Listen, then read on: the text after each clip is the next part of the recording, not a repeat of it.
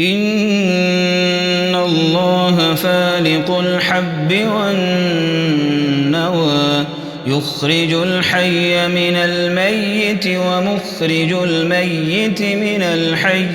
ذلكم الله فأنى تؤفكون فالق الإصباح وجعل الليل سكنا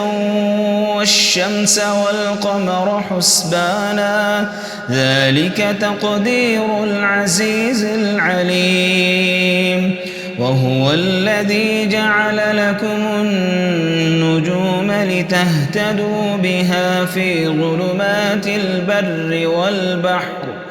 قد فصلنا الآيات لقوم يعلمون وهو الذي أنشأكم من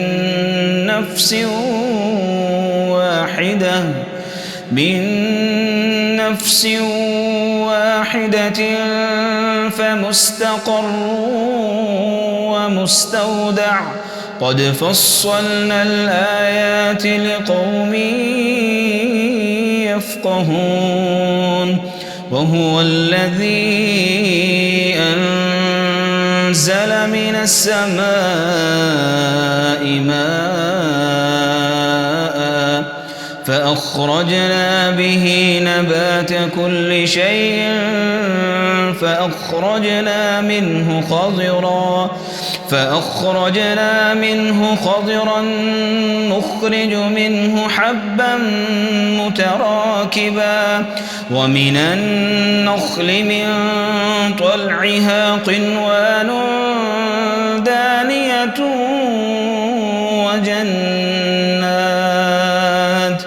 وجنات من أعناب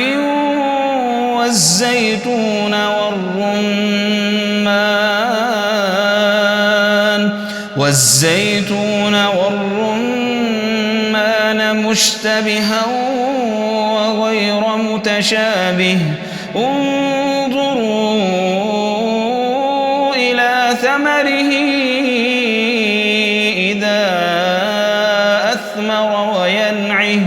إن في ذلكم لآيات لقوم يؤمنون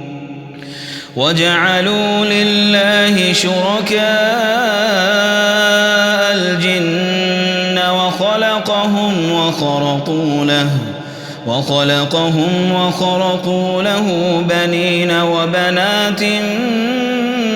بغير علم سبحانه وتعالى عما يصفون بديع السماوات والأرض أنى يكون له ولد ولم تكن له صاحبة وخلق كل شيء وهو بكل شيء عليم ذلكم الله ربكم لا إله إلا هو ذلكم الله ربكم لا إله إلا هو خالق كل شيء فاعبدوه وهو على كل شيء وكيل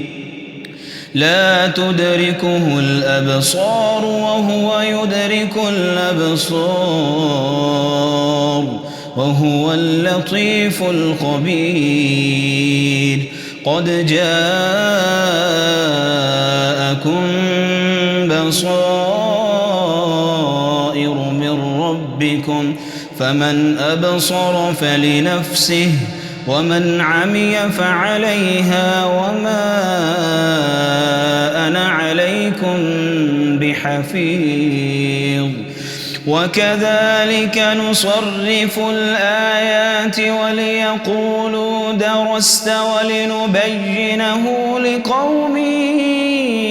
يعلمون اتبع ما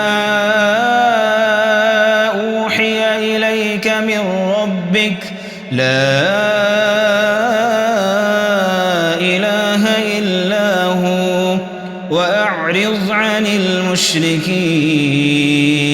ولو شاء الله ما أشركوا وما جعلناك عليهم حفيظا وما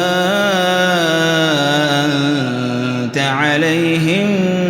بوكيل ولا تسبوا الذين يدعون من دون الله فيسبوا الله عدوا بغير علم كذلك زينا لكل أمة عملهم ثم إلى ربهم مرجعهم فينبئهم بما كانوا يعملون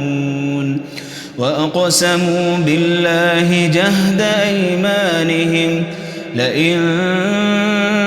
جاءتهم آية ليؤمنن بها قل إنما الآيات عند الله قل إنما الآيات عند الله وما يشعركم أنها إذا جاءت لا يؤمنون ونقلب أفئدتهم وأبصارهم كما لم يؤمنوا به أول مرة ونذرهم في طغيانهم يعمهون